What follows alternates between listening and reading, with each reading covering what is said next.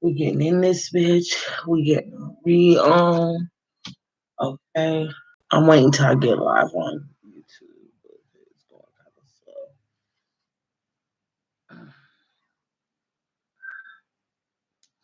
I don't know what's okay. I'm live. Okay. Where's Robo Bear? Because I know your weird ass gonna pop up first. I'm gonna wait for you. We can't start the show without Robo Bear. We can't do it. Ah, there you go. There goes his weird ass. There's Robo Bear's weird ass. What's up, Robo Bear? When you gonna hit that like with your weird ass? When is you gonna hit the like with your weird ass? You are so weird. I got this Robo Bear on my show. Every time I go live, Robo Bear be on deck. Okay. He is the he's a he. He is the most Robo Bear out. Oh shit. Oh, there's Robo Bear. Okay, Robo Bear's back. Robo Bear is ill. Robo Bear, stay on deck. Robo Bear, be ready to go. Okay? I'm going to wait for a few of my Care Bears to come. What? Did Robo Bear hit the light for the first time? Or is that one of my Care Bears? I can't tell. I mean, Robo Bear is a Care Bear too. But Robo Bear is the downest Care Bear of them all. Okay? Front and center every time. Okay? Never is late, always on time. Oh, that was you. Okay. I thought you was Robo Bear. Robo Bear be on deck, okay? Without fail, okay? But I appreciate you. Nobody's anything. I know that's right. Nobody's anything. I like that name. So today we in chapter 9, y'all. We got all the way to chapter 9 in the medical apartheid. This book old. It's real old. Bring that in, senior boy. So we're in directly in the middle of the book. I am so proud of us. Okay. That means we almost done. Okay. And for those who've been here since the gate, y'all know this is a hard read, not only with the medical terminology, it's also a hard read mentally, spiritually, to know that this really has gone down this a little. This stuff in this book is real stories that has happened to probably some of your relatives, my relatives, like down the line, like it's sad. This is a hard read. So I'm glad we're almost through the book because I'm ready to move on to something a little bit more. Another hard book to read. Let's keep it real, okay? I'm ready to read another hard one. I'm thinking about The Art of War, but I know the next one for the fun read because we do The Coldest Winter on Tuesdays. Wednesdays and Thursdays we do the medical apartheid. We read one chapter because sometimes we need to look up words. We don't know what's going on. So, it's just a lot. It's the medical terminology is really tough. Am I giving you around the way vibes, cuz? Okay. That's my theme song too. If I could walk into a room and just be like, I need it, that would be my theme. Just saying, hey, I'm in class, so just stopping by. That's right, girl. You better come on into class, Leisha girl.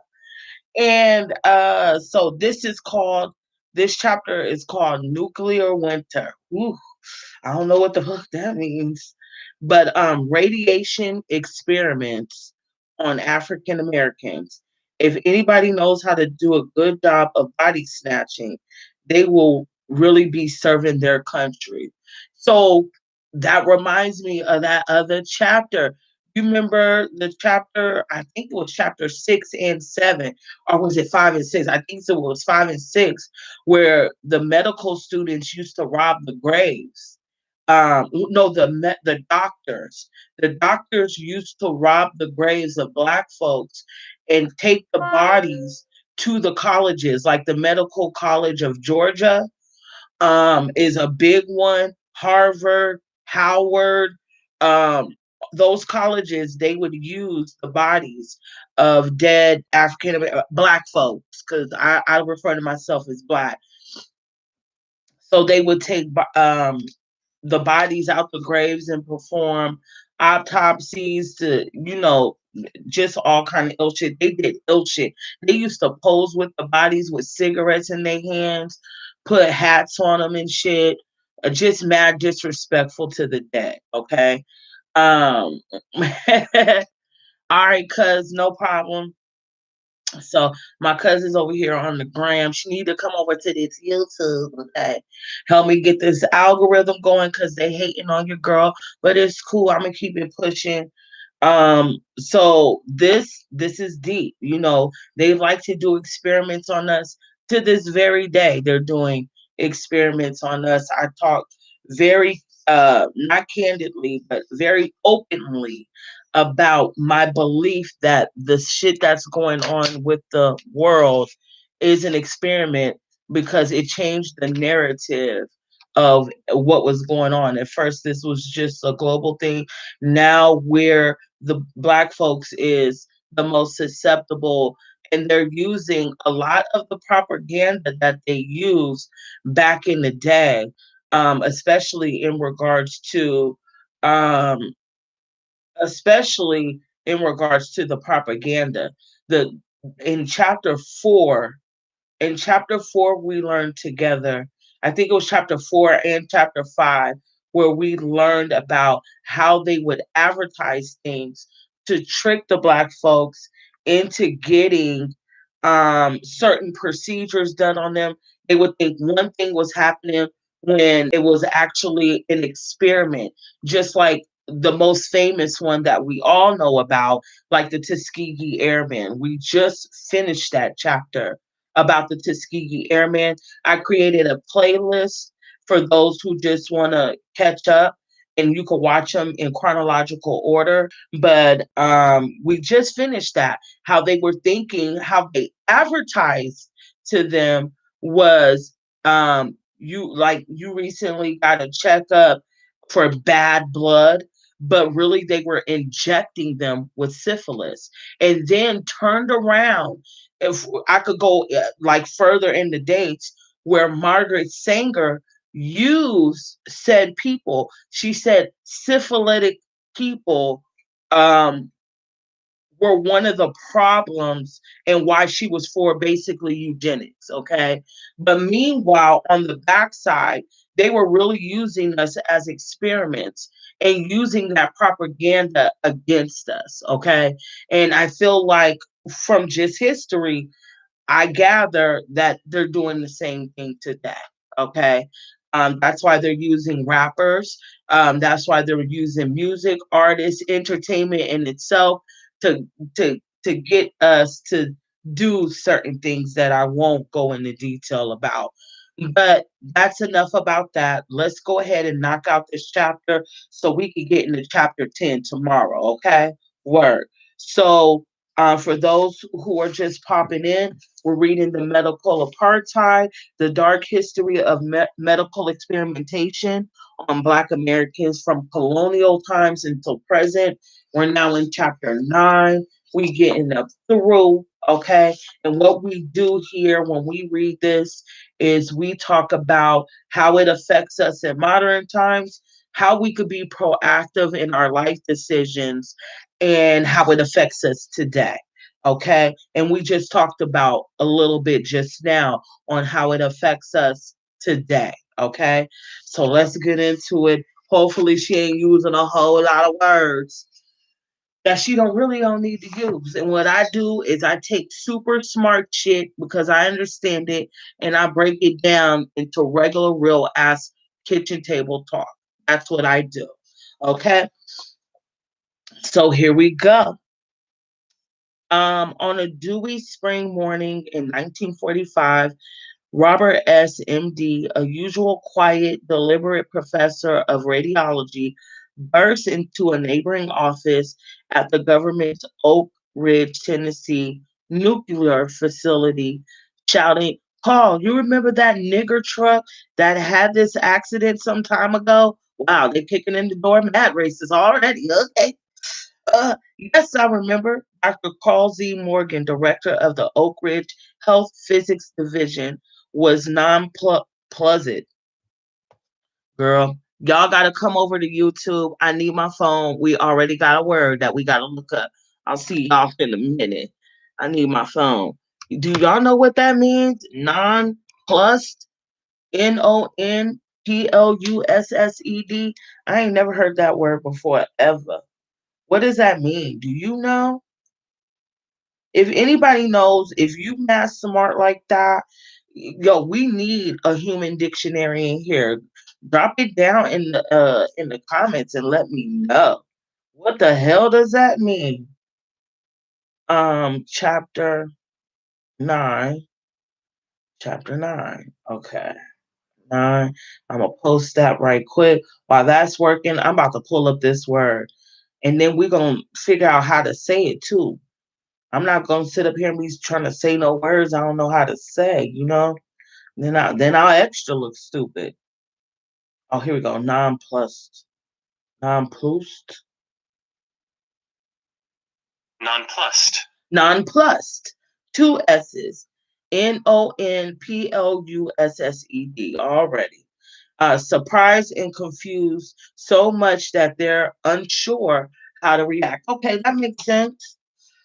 Somebody dropped out. They like, ooh, them words is too big. So they left. Um, Nonplussed. Why was that trucker's month-old accident of any consequence? Well, gushed Stone, he was rushed to the military hospital in Oak Ridge and he had multiple fractures. Almost all of his bones were broken, and we were surprised he was alive when he got to the hospital. Shit, me too. We did not expect him to be alive the next morning. So this was an opportunity we've been waiting for. We gave him large doses by injection of plutonium. Plutonium. Let's see what that is. We know what it is in essence, but let's see what it really is. Plu, there it is. Plutonium is a radioactive chemical element with the symbol Pu, and atomic number 94. It is It is a metal of silvery gray appearance that tarnishes when exposed to air and forms a dull coating when oxidized. The element normally exhibits six allotropes and four oxidation states. Wow. No witnesses lingered to describe the accident. But on March 24th, 1945, oh, it's almost the anniversary of that.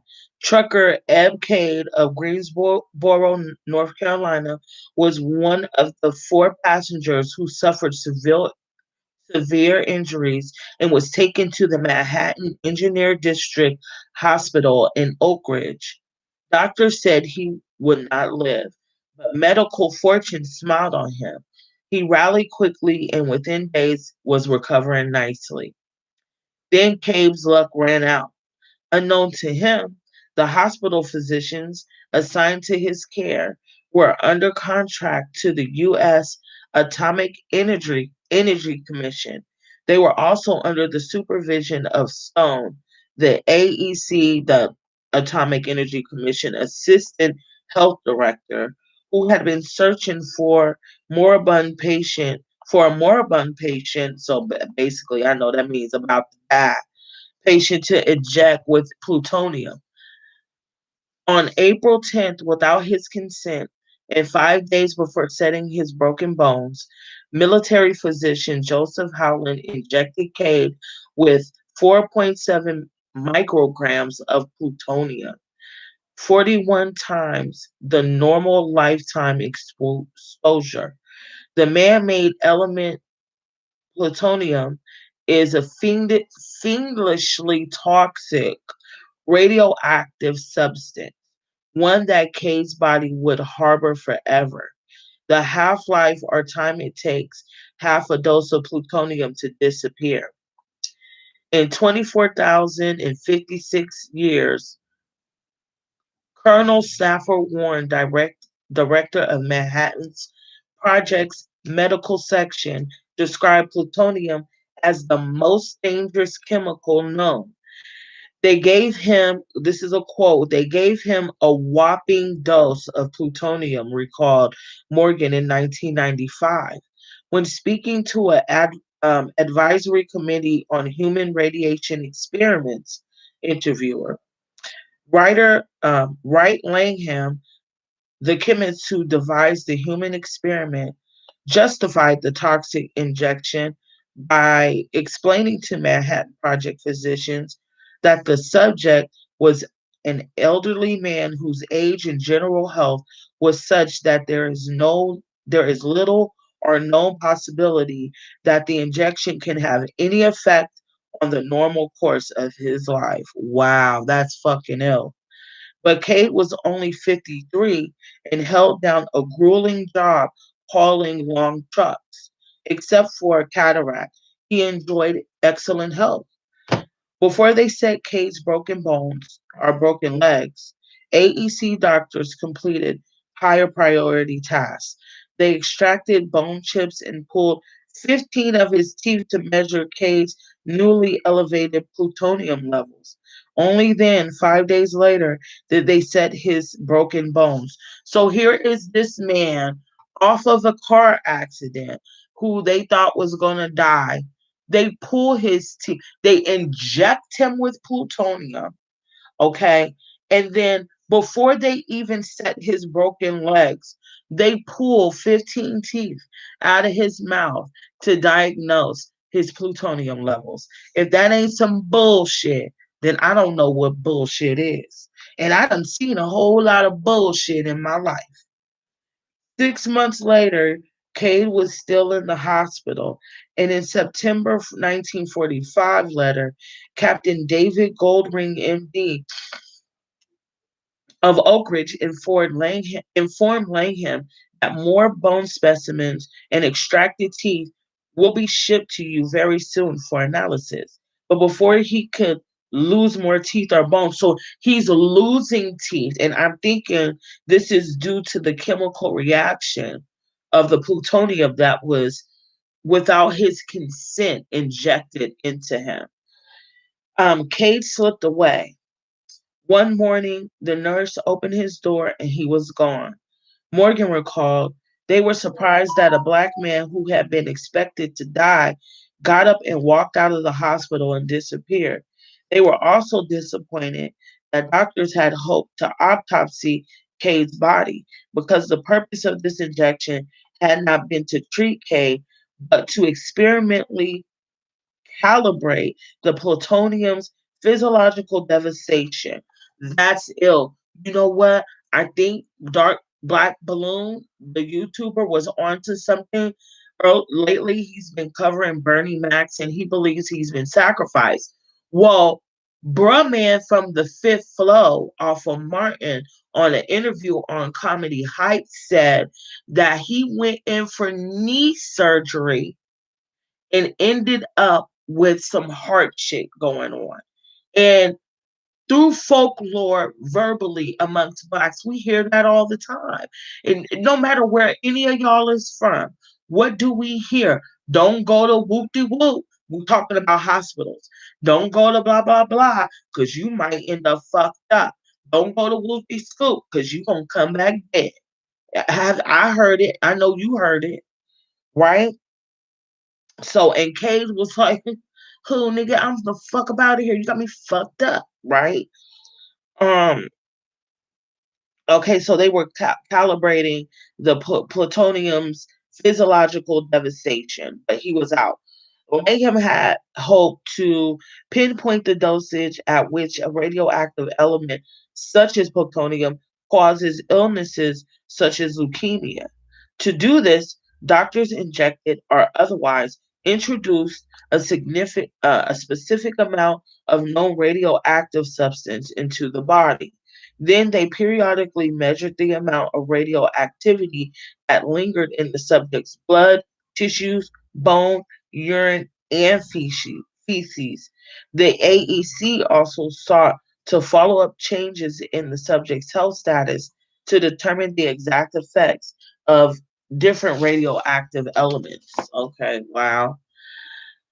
We know today, for example, that different radioactive elements have an affinity for particular parts of the body.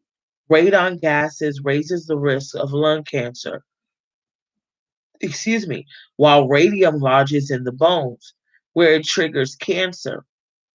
AEC scientists sought to make similar determinations that would help them regulate soldiers' wartime exposures and to control the level of exposure in peacetime workers at nuclear power plants or uranium mines.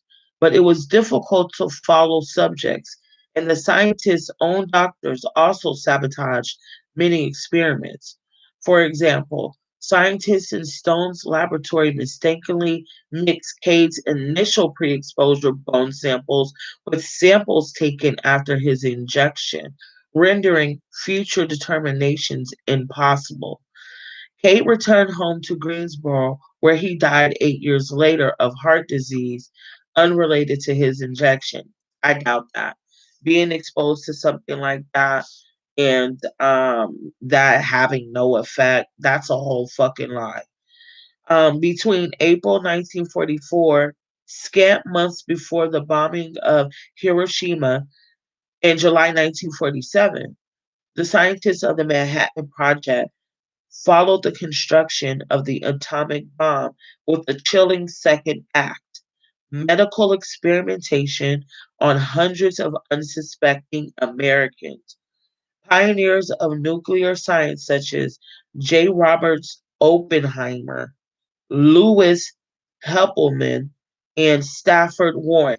They all sound like they from up in Germany where they like to be weirdos and shit. Um, they masterminded scores of radiation experiments from the headquarters they carved out of the shimmering rust-colored earth of the New Mexico desert in Alamos. In Los Alamos. In one series of experiments, Manhattan Project's doctors injected plutonium into between 18 and 20 men, women, and children. They acted without obtaining the consent of these people, informed or otherwise, and without therapeutic intent. So that means when they say therapeutic, okay, when they say do therapeutic experiments, they're doing the experiments with the intention to cure or heal. Even though we know today doctors aren't really taught to heal based off the history in this book, you can tell they're really not taught to heal. But when they say non-therapeutic, that means you're a lab rat, you're a guinea pig. They're just straight up experimenting on your ass. You don't get no dough, no lollipop, nothing. You're a guinea pig, bruh. And that's that. Don't collect $200. Just take your broke ass home, and that's that. The Manhattan Project scientists shrouded themselves in secrecy, referring to their subjects only in code. Cage was HP-12. The HP stood for human product. Wow. Hey, Shonda girl. Scientists never publicly referred to the nature of the injections. The word plutonium was barred from their vocabularies by a December 1972 memo from Argonne National Laboratory investigator Robert E. Rowland, who reinforced a long-standing verbal taboo. Outside of CHR, we will never use the word plutonium in regard to these cases. So they're erasing history there. If you're changing the words, you're changing the net. You're directing the narrative to what you want it to be. They were experimenting on humans. So if you're changing the terminology, then that means in turn you're changing the narrative and you get to direct it in whatever way you want it to be, whether it be diabolical or otherwise, right? So in AEC, what is this? In AEC parlance, plutonium became product or 49, an inversion of its atomic number. Oh wow. So on the chemistry, the what is it called? Atomic number. So you know how they have all the numbers and the symbols for the chemicals? Well, on the chart it's 94. They switched it to 49 to be secretive. That is some shady bitches right there. MK was the first African American to be injected with massive doses of plutonium during the small 1940s pilot program under the direction of the AEC and the DOE. As the syphilis study of Tuskegee, the victims thought their doctors were caring for them. See what I'm saying? See what I'm saying? Case in motherfucking point. Anything they have perfected, flipping everything. It's sad that people think this isn't going on currently because it's worded differently. They do double talk. They do double talk. They do, like, for example, when Dr. Fauci was like, oh, on one segment he's like, don't wear the mask, or where he was like, the mask really doesn't do shit. I mean, it says it on the box. If you look at the box, it really don't do shit. It says it. They expose their own self, right? And then now he's talking around about wearing two masks, and you can look it up. It's not available, but people just don't look into it because people really think that you could trust these people because they put them in positions where you're supposed to be trustworthy. So people who really don't look into shit and question things will fall for the okie doke. But during this time, with the Tuskegee Airmen and men like Eb K that we're reading about now, during those times, if you question authority, your black ass was hanging from a tree by sundown. You could bet that. You could put money on that. That's a fucking fact. You couldn't go in and talk shit like we be talking shit. That's why I be talking shit with them doctors. Because ain't a motherfucking thing you can do about it. You feel me? You ain't experimenting on me. And you don't let them experiment on you. When they have them students in there, kick them bitches out of there. You should have paid attention in class. So that shit makes me mad. Because they do it to black folks. That's what I noticed. They're taking notes and shit. Bitch, this ain't no class, bitch. Okay, I'm sorry. Claims of imminent death were made in order to justify the toxic injections, but most subjects left the hospital alive, and 10 lived for many years after the exposures. But see, here's the thing too. If you're an experiment, I'm positive they probably came back to the hospital for other things. They're documenting that information. If you're a case study, anytime you go to the doctor, as we learned in the previous chapters, those doctors communicated with each other. So if you're going in for other things, they're documenting that shit. So such outrages strike out our post Tuskegee world as positively diabolical, but the medical wonderkinder and politically savvy scientists who designed these experiments thought it was necessary and logical to expand the boundaries of scientific medical knowledge into new radioactive frontiers. Man, that brings us to the intro where she says, damn, are these motherfuckers just evil scientists? Yeah. Or was this really in the name of learning how these chemicals work on the human anatomy, right? So going forward, we might never know the details and the identities of the victims had not Eileen Wilson masterfully investigated dozens of such experiments in her 1987 Pulitzer Prize winning series for the Albuquerque Journal and her book, The Plutonium Files. Ooh, we gotta write that down. Oh, where's that other card? I'm gonna just highlight it. Plutonium Files. Girl, we got a list of books. That tax return is gonna get spent on dumb books. No, we're reading Powernomics before we read Art of War. Okay, sorry, memo to me.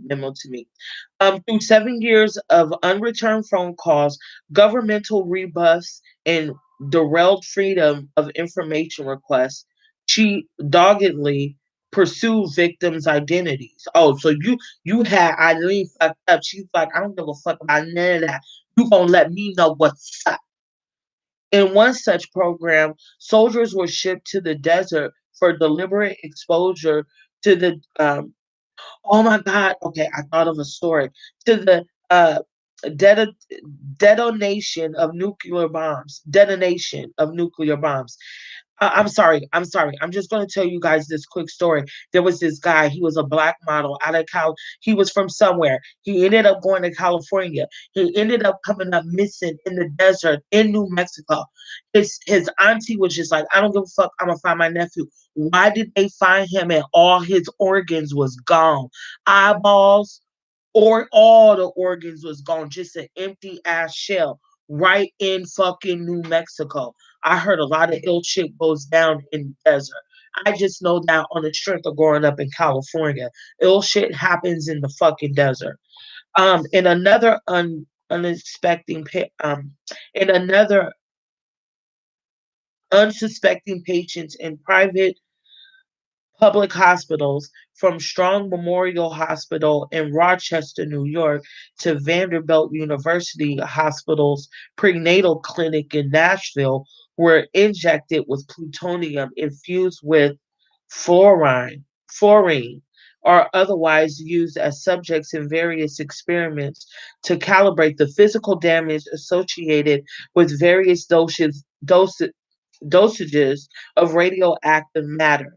The moribund, about to die, pregnant women and their fetuses, the poor, the mentally ill, and children in institutions all risk attracting the fatal attention of doctors of the Manhattan Project.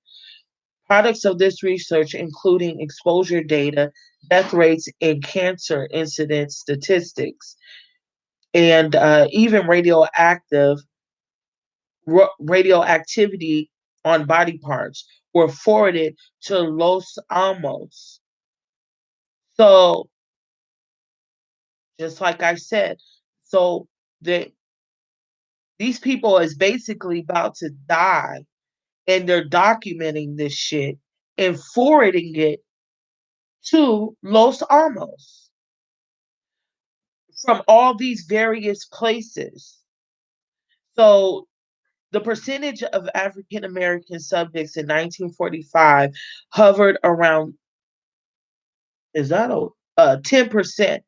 Well, lawyer E. Cooper Brown, who represented plaintiffs in radiation suits, his estimated that 60% were people of color, mostly African American.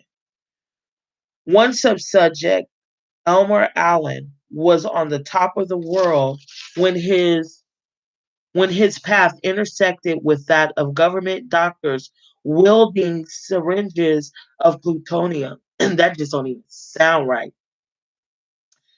He was happily married to the former Fredna Hadley and the father of two children, Elmerine and William. These old names suck.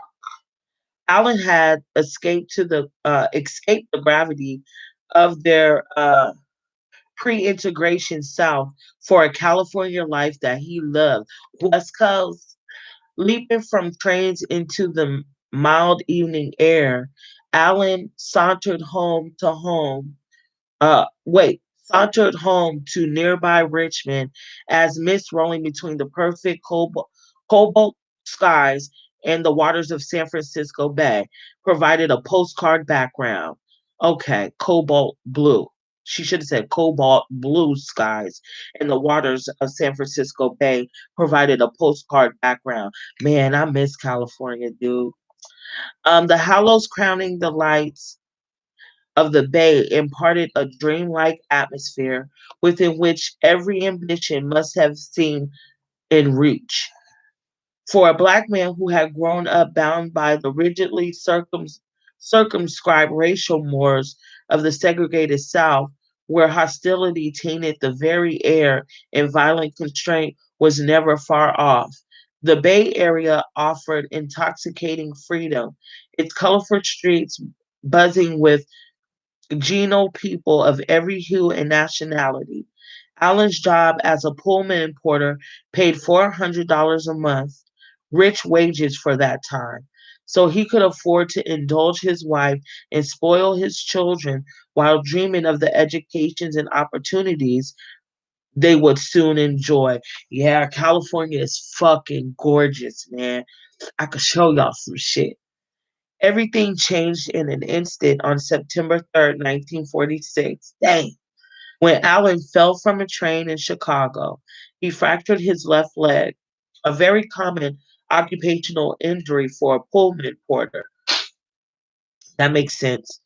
For whom bouncing back from, excuse me, y'all, from bouncing from just stopped trains to platforms was just part of the job.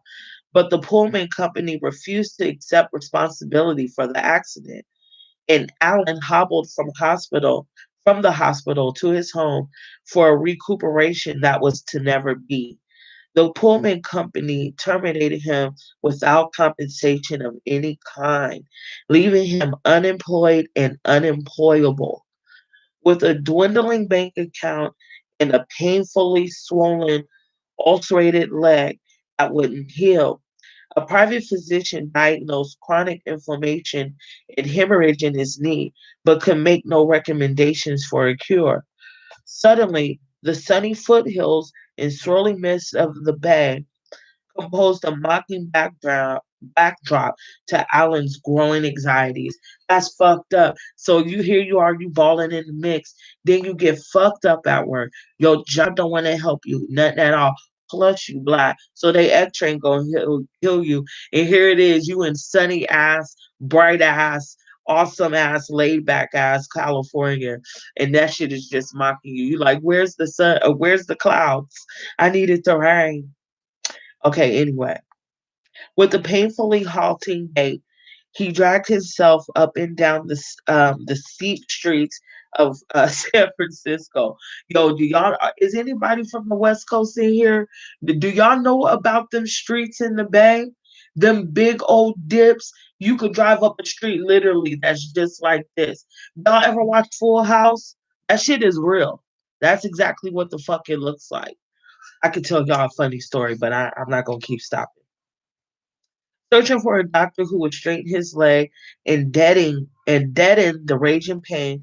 A year later, his knee had swollen to 3 times its normal size, while his bank account shrank to $25. Mounting bills and overdue rent drove him into desperation to the place that he avoided for so long, the University of San Francisco's free clinic. See, there's that example because black folks was like, don't you take your black ass to that university. And that's usually where the most experiments happen, at the University of Whoopty School, because they got a long history of, oh man, I got a splinter, I can't just get out, and your whole motherfucking arm gets chopped off. Feel me? Ill shit. There, he was diagnosed with, I don't know what that is, but it was a cancer of the bone. Let's see what that is, y'all. Let's see what it is so we can all know. So somebody smarter than me in here could be like, because Alan, he was diagnosed with Whoopty Scoop. Then y'all know. You know what I'm saying? When y'all going back and forth with somebody who ain't getting it. Chondrosa- Chondrosarcoma is a bone sarcoma, a primary cancer composed of cells derived from transformed cells that produce cartilage. It is a member of the category of tumors of bone and soft tissue known as sarcomas. About 30% of bone sarcomas are chondrosarcomas. It is resistant to chemotherapy and radiotherapy. I'm sure it is. Anyway, so he was diagnosed with this, a cancer of the bone. On July 18, 1947, Allen's left leg was injected with plutonium 238, an even more radioactive isotope at the plutonium 239 given to other patients. He had just become subject Cal 3 uh uh subject Cal dash 3. Oh, that's a book reference. Okay, that's why the 7 is there. My bad, y'all. This never could have happened because in late 1946, between the injections of Cade and Allen, the Judicial Council of the American Medical Association has set new standards for the protection of human subjects. Okay, so here's what they said. In order to conform to the ethics of the American Medical Association, three requirements must be satisfied. One, the voluntary consent of the person on whom the experiment is to be performed. Two, the danger of the experiment must be previously investigated by animal experimentation. And lastly, three, the experiment must be performed under proper medical protection and management. Furthermore, the AEC physicians could hardly have pleaded exemption on the grounds of military or governmental expediency because in April, just a few months before Allen was injected, the AEC had passed its own more specific rules governing medical experiments with humans. Here's what they had to say. It should be acceptable proof from official reason that prior to treatment, each individual patient's being of an understanding state of mind was clearly informed of the nature of the treatment and its possible effects and expressed his willingness to receive the treatment. In view of your recommendation, the Commission does not request the written release be obtained in such cases, but does request in every case at least two doctors to certify in writing to the patient's understanding state of mind the explanation furnished him and to his willingness to accept the treatment.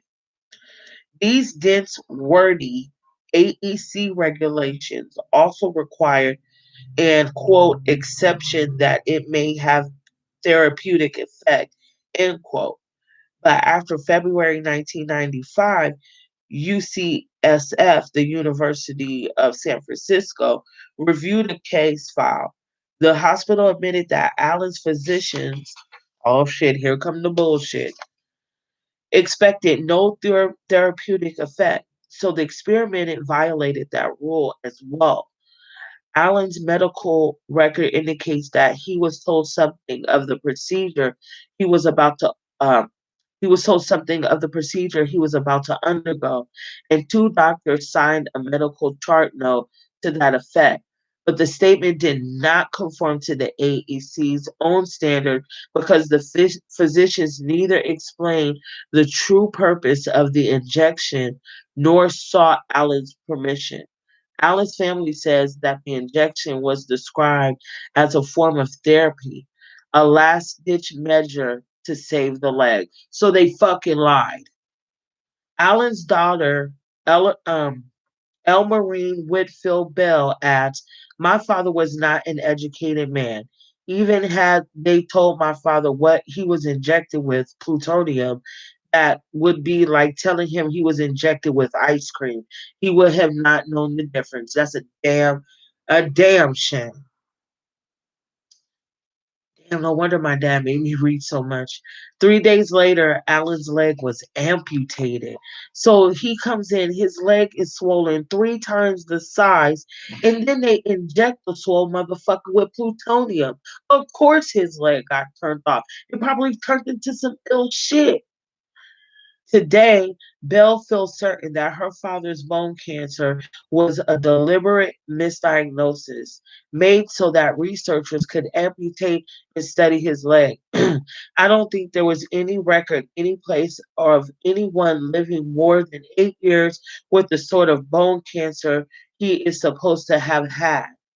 Mm. Actually, people with chondrosarcoma that is treated appropriately often live a normal lifespan. So Allen's longevity was not unusual. In Allen's medical chart, UCSF doctors had indicated the patients with this type of tumor frequently survive many years beyond diagnosis if there is complete excision of the primary tumor. So it sounds like to me they gave it to him. Like, I mean, that's the only way I see it.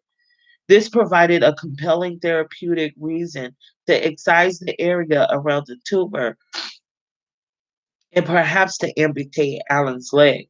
The doctor characterized his tumor as um, malignant but slow growing and late to uh, metas. I'm saying it wrong. Metastasize. I'm saying that wrong. Metastasize. I know that word, but I'm saying it all wrong. Hold on, y'all. Uh,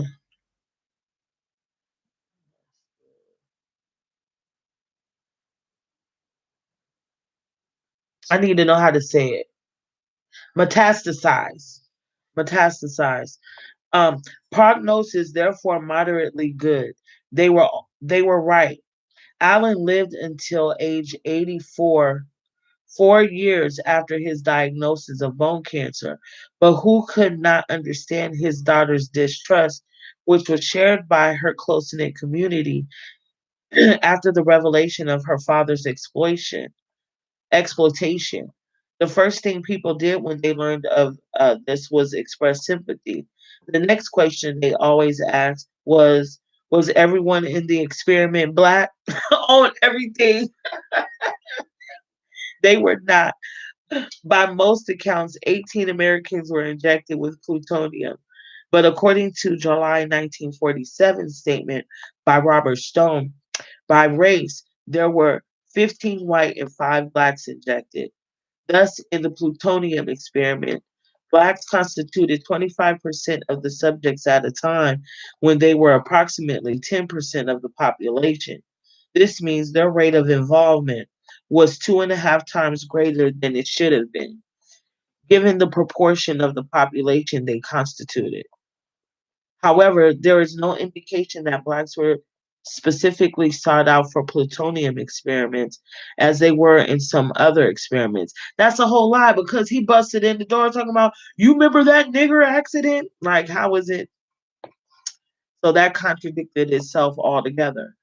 The dearest cost of Allen's experimental status were not medical, but social. Although he lived for Although he lived for 4 decades after his amputation, these were dark ones for Allen. He moved with his family to his wife's home of Italy, Texas, but was unable to readjust to life in the South, where his physical disability and psychological pain made it difficult to find steady work. Allen drank excessively for a while and suffered epileptic seizures.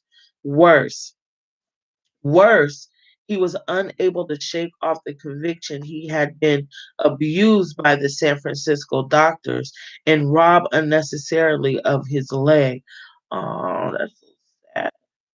With uncanny accuracy, he insisted that he had been subjected to experiments related to the injection he had been given, insisted that doctors had taken his leg not to save his life, but in order to study it. Allen spoke often and bitterly of these convictions, but not even his family members took his suspicions seriously enough to ask why they had arisen. Only Allen's best friend, Joe Speed, believed him. Joe told journalists flatly in 1994 they guinea pigged him flat out. That's exactly what they did. So that other bullshit they said in that other sentence is some bullshit. When I called Elmer Allen's widow, Fredna Allen, in 1994, she was gracious but firm. My emotions won't allow me to discuss this, but you can't try talking to my daughter. But you can try talking to my daughter, El Marine. And she says, my father's life was not good. El Marine Whitfield Bell sighs from her home in Italy, Texas, where she has taught for decades at the Edison Middle Learning Center in nearby West Dallas. You know how difficult things are for African American men, especially a man with little education. Think of it. He was lucky enough to land a job paying $400 a month plus tips in the 1940s. He worked there 6 years, but to suddenly lose a leg and his job and to move back to the South from California, which he loved with two small children, to be supported by his wife. Just imagine. That is depressing as a motherfucker. Belle's voice trails off. Then, more resolutely, she continues. Despite it all, my parents managed to send two children to college and live middle class lives. I know as long as you keep your head to the sky. That's right. But the AECC extracted a terrible price. Quote, I remember a lot of things, like how my father would insist that the doctors had experimented on him, then amputated his leg to study it. I felt, you're mistaken, recalls Bell. My father and I had a personality clash. I never made peace with my father. I never did understand why he was the way he was. I know now why he always insisted something was wrong with him. His family did not believe that Alan's amputation was medically necessary either, but they saw it merely as an expression of insensitivity toward devalued African American patients, not as an experimental scheme. Moreover, it did not help Alan's credibility when the family doctor, David Williams, MD, called him a paranoid schizophrenic. Are you fucking kidding me?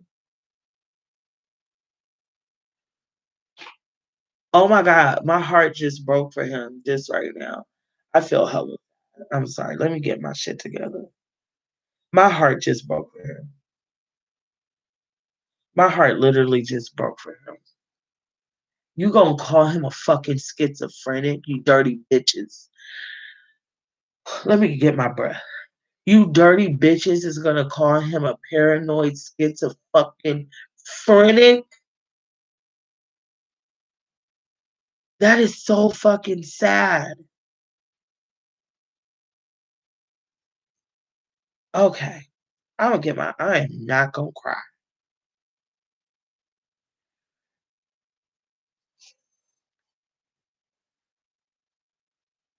I told y'all this is a hard read.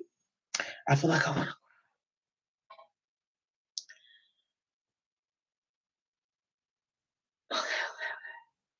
I am not gonna cry. I am not gonna cry.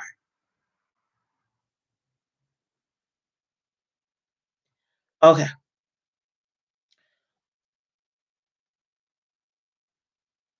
Okay.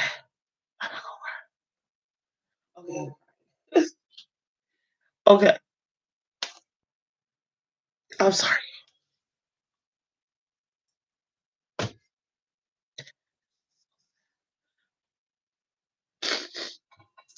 I'm sorry. He reminds me of my dad, you know?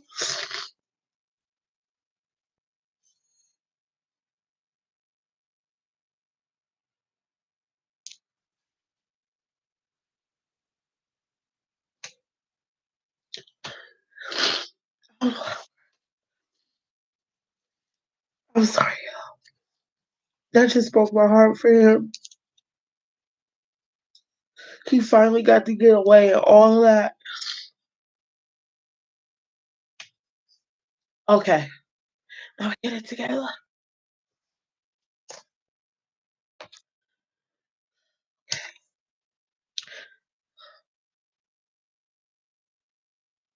Okay. This is what the doctor had to say.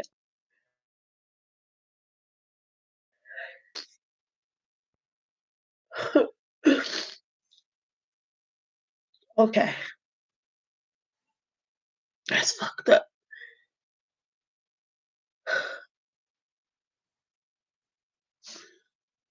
I felt that on a real fucking level. I wasn't ready.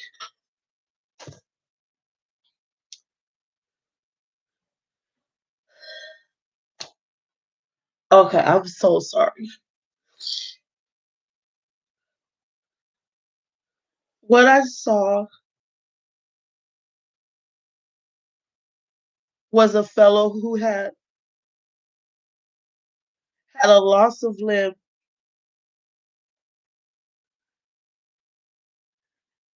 and became an emotional cripple because of it. He probably had paranoid schizophrenia all his life. As far as doing things, I thought he was using this possible exposure as a crutch, a reason rather than doing as well as I would have liked to see him do.